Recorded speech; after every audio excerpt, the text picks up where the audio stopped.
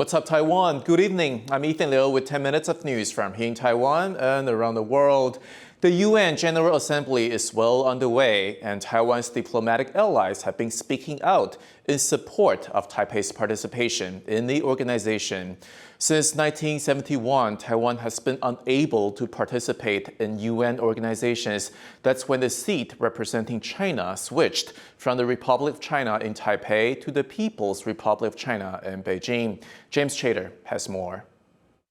Just now. At the UN General Assembly in New York, global leaders rub shoulders and declare their positions on the world's most pressing issues. But there are no delegates here from Taiwan. They have not been able to participate since 1971, when representation of China at the UN changed from Taipei and the Republic of China to Beijing and the People's Republic of China. Despite this, some 14 countries still have official diplomatic ties with Taiwan, and at this year's General Assembly, they called for the country's re-entry to the body. Para que incluyan dentro de estas reformas el derecho de Taiwán de pertenecer a esta organización y ser reconocida como nación porque se le ha negado por uno de los países permanentes en el Consejo de Seguridad. The Guatemalan president referring to China in his remarks. Taipei's former allies also criticized heightened Chinese military activity near Taiwan since US House Speaker Nancy Pelosi visited Taiwan last month. The Republic of the Marshall Islands condemns the recent military actions of the People's Republic of China in the Taiwan Strait. This has threatened to disrupt peace and security in the Indo-Pacific region and across the globe. With ties between Washington and Beijing tense over Taiwan, which Beijing claims as part of its territory, US President Joe Biden also stated his position on Taiwan for the first time at the UN General Assembly. We seek to uphold peace and stability across the Taiwan Straits. We remain committed to our One China policy, which has helped prevent conflict for 4 decades. Biden's UN speech comes just days after he told an American media network that Washington would defend Taiwan if China attacked, casting uncertainty over the US policy of not stating clearly whether the US would offer Taiwan military support.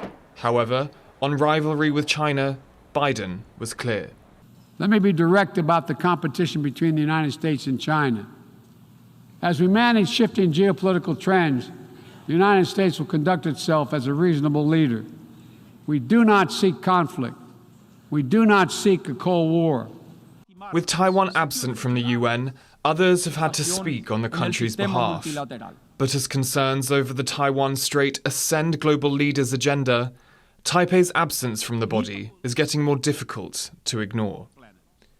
James Rayner and James Chater for TaiwanPlus. Taiwan is launching this year's drive to join the International Civil Aviation Organization. The group is holding its triennial assembly next week in Montreal, Canada. Taiwan last participated in the meeting in 2013, but has been barred since because of pressure from China, which sees Taiwan as part of its territory. In 2019, before the COVID-19 pandemic, almost 72 million air passengers passed through Taiwan. Taiwan's foreign ministry says there's no reason for the country to be excluded from the organization. 我们也借这个机会呼吁 ICAO 秉持专业中立，排除政治因素，正视台湾务实参与 ICAO 的必要性。 The heads of 3 U.S. banks have committed to pulling out of the Chinese market if Beijing were to attack Taiwan. Top officials from Citigroup, JP Morgan Chase, and Bank of America told a congressional hearing that they would comply with the U.S. government demand to exit China in the event of an invasion. Taiwan is scrapping quarantine for travelers coming to the country and is increasing the number of people who can enter. The new policy is divided into 2 stages. Starting on September 29th, the cap on international travelers entering the country will be raised to 60,000 a week, but people arriving will still have to undergo 3 days of quarantine. Beginning on October 13th, the cap on arrivals will be further increased to 150,000 a week with 0 days of mandatory quarantine. Arrivals will still need to undergo 7 days of health management, where people will have to monitor their conditions and report any COVID symptoms. Taiwan Central Bank on Thursday raised the country's key interest rate for the third time this year. The latest rate hike of 12.5 basis points shows that inflation is still a major concern in the country, but the increase is not as large as the U.S. Federal Reserve's 75 basis point hike on Wednesday. Inflation is not as high in Taiwan as it is in the U.S. and Europe. The central bank also warned that the global economic downturn will hit Taiwan's exports. It dropped its economic growth forecast for the year to just over 3.5% and predicts economic growth will be even lower next year. Sunday's 6.8 magnitude earthquake has severed Taiwan's East Coast rail line, making travel to and from Taipei difficult. The result has been a wave of cancellations at popular tourist spots just before the long National Day weekend. With repairs expected to take months, the impact on East Taiwan's tourism industry could be long-lasting. John Van Trist reports. Warped rails, cracked concrete, and support columns wrenched out of place. This is the aftermath of Sunday's 6.8 earthquake on a railroad bridge in eastern Taiwan. It's one of 3 bridges on the eastern trunk line that were rendered impassable. In all, around 70 kilometers of track are out of commission, cutting the rail link between Taipei and much of the East Coast. Shuttle buses have been brought in to fill the gap, but not all travelers see that as a good solution.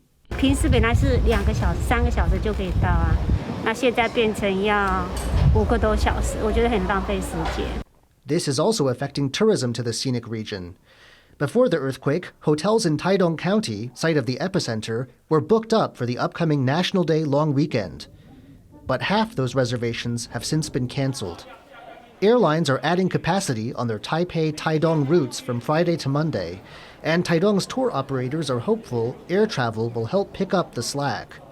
如果说火车没有办法复原的话，也希望可以在航空的票价上面对观光客或者是在地居民做一些补助。 But it's unclear if the extra flights and the use of bigger planes will continue past the weekend.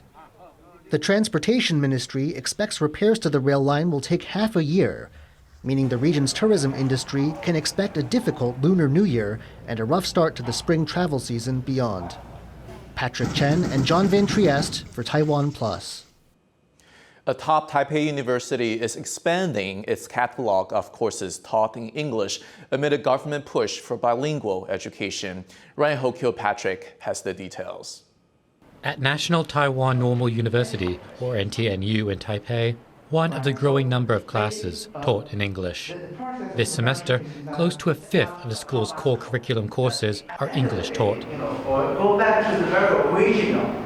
NTNU even opened a resource center for English medium instruction, creating a space that they hope will encourage the use of English on campus. 写作或口说的辅导，那所以我们也希望呢，透过这样一个很温馨的环境，让学生一走进来就很想要说英文。 Taiwan's Ministry of Education has set the goal for a quarter of second-year and master students at key schools to have intermediate-level English proficiency by 2024. NTNU's Language Training Center is designing the test that will measure their progress. 透过这样的检测的资料，我们可以建立台湾各个大学一些资料库，可以回馈到我们的大学的英语教学，还有哪些要加强，哪些要提升。 Taiwan aims to become a bilingual nation by 2030, with the aim of improving the public's English and making Taiwan more competitive. This policy also comes as a third of the country's universities face closure due to plummeting enrollment. Numbers of new students have dropped as much as 90% at some private colleges, which has been linked to Taiwan's shrinking and rapidly aging population. New English-taught programs could offer the sector a lifeline by bringing in international students. Ryan Ho-Kilpatrick for TaiwanPlus. Thank you for watching What's Up Taiwan. Remember to download the TaiwanPlus app for more stories from Taiwan and around the world. Finally, today we leave you with the images of a new exhibition at London's V&A Museum celebrating South Korean pop culture. I'm Ethan Liu. Take care and see you next time.